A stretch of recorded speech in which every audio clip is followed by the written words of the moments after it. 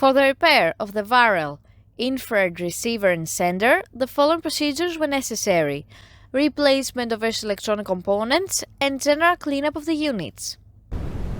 For testing, we add a 24-volt DC power supply and an oscillograph in order to see the change of the frequency. By pressing the buttons of the controller, we see the change of the frequency on the oscillograph.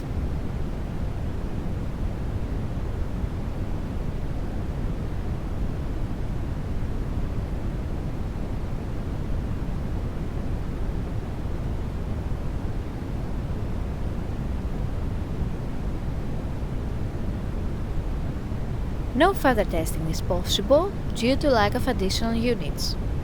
The same process is repeated for the second receiver.